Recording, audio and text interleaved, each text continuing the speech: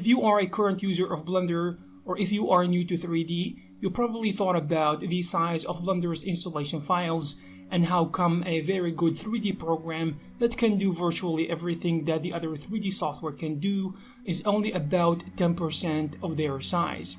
In this video, we will try to give you a general idea about why Blender is still relatively small in size while the other 3D software keep growing fast.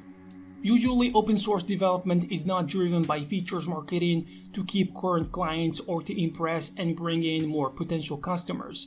Instead, it is driven by a desire to create solid and elegant code that provides a tool to those who use it day to day, and they are going to leverage it to its full extent, with little to no attention paid to whether it looks slick to marketing directors or to impress shareholders. Way back in the older versions of 3ds Max and Maya, the whole installed folder would be around 200 to 500 megabytes maximum. But this is not the case not anymore, because over the years we have seen a very noticeable difference in 3D software size. On the other hand, open source software is generally speaking very lightweight and portable because there is an interest to make clean code, as opposed to commercial software where the focus is on features and user experience.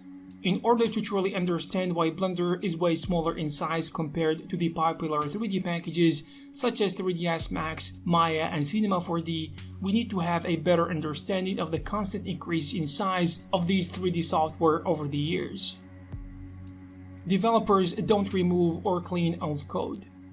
Products are competing with each other for users and customers, and competition means that the program vendors need to add more features, more capabilities, and over time, all of this means more code to implement to all those features and capabilities, and bug fixes including patches that you get from time to time. Companies rarely remove code or features, and over time additions accumulate to make things bigger. Now, none of this happened overnight. It does not even happen over a year, but over the span of few years, you will start to notice that the program that used to be a certain size and had a certain requirement is now big and runs either exponentially slow on your old machines, and now it just needs more hardware power to do the same job it used to do using the old hardware. Too many libraries. The main reason is that today there is tons of libraries out there that developers can use in their applications, and we have developed a culture of using libraries to avoid the constant reinvention of the wheel. Some of the reasons software such as 3ds Max or Maya have too many libraries is that programmers and software developers can potentially use libraries for these reasons. They can include or add another library if it is going to be used by only one function.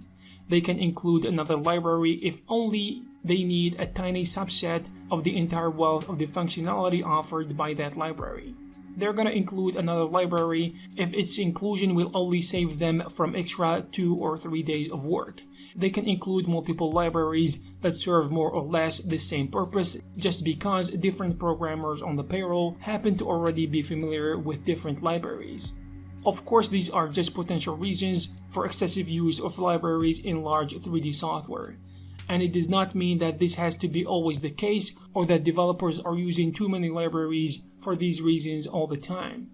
Over the years, industry standard 3D packages have accumulated many external code libraries. This eventually added to the size because new features and improvements in these products are usually stuff layered on top of the code application, which is why they keep growing in size and load up slowly. It's the fastest way but not the most efficient to get stuff out of the door before the deadline.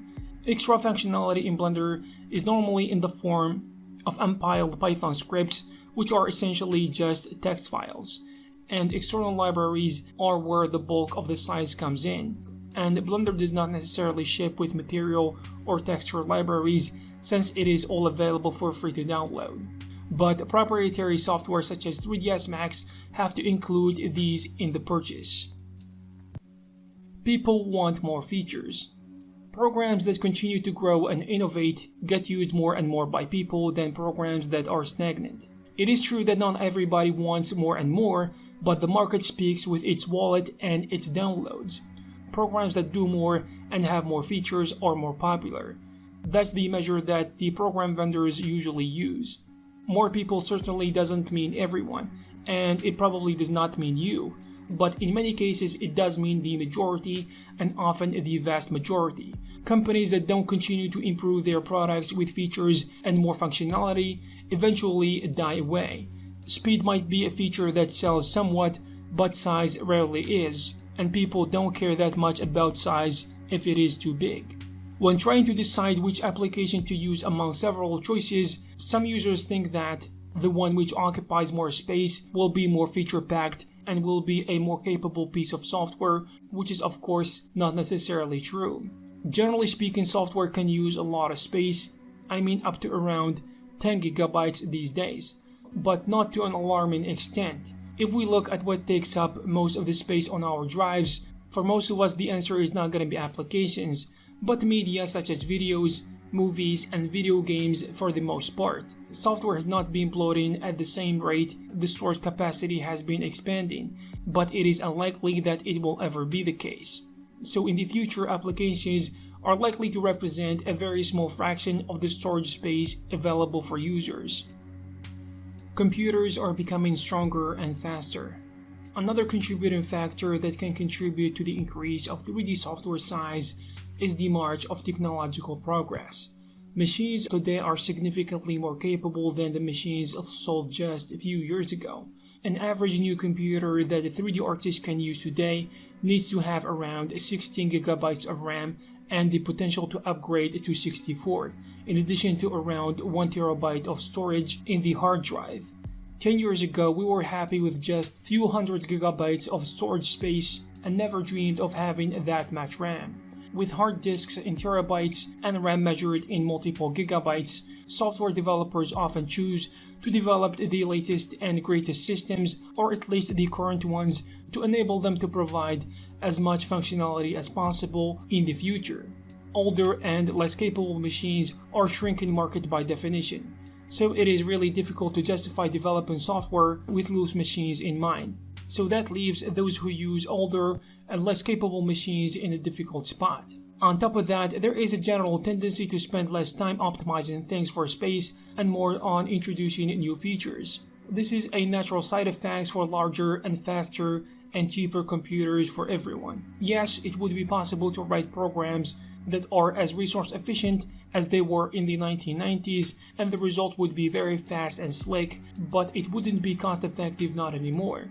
Creating a good software will take about 10 years to complete, by which time the requirements would have completely changed. People used to program with extreme attention to efficiency because the old, slow, and small machines forced them to do so, and everyone else was doing it as well.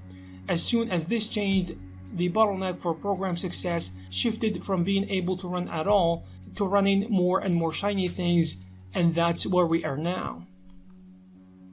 The increased demand for visual quality. One other reason is the data packaged within applications is larger because it is of high resolution and quality. An icon back in the old days was at most 32 by 32 pixels with at most 8-bit depth, possibly only 4. While now it is possibly something like 64 by 64 and it is in true color with transparency, meaning 32-bit depth, that's about 16 times larger. And space is so cheap that people often do not even bother checking the compressed option when generating a PNG. Also, applications nowadays carry a mind-boggling amount of data with them, which other applications did not.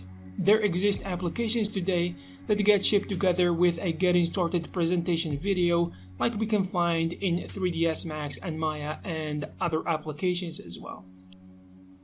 Why writing clean code is important for Blender.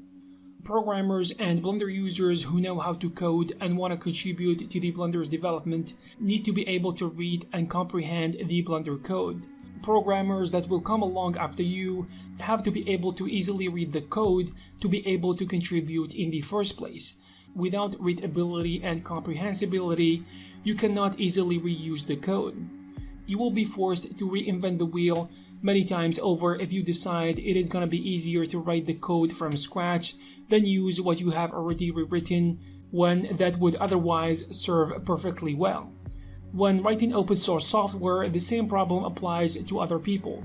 Even worse, when writing open source software, if your code is unreadable or incomprehensible. Nobody will bother looking at it very much. You will not get any feedback on it other than complaints, and you will not get code contributors, and ultimately your open source code will be ultimately closed, which means it might be easier for others just to rewrite the needed functionality and put your project out of business.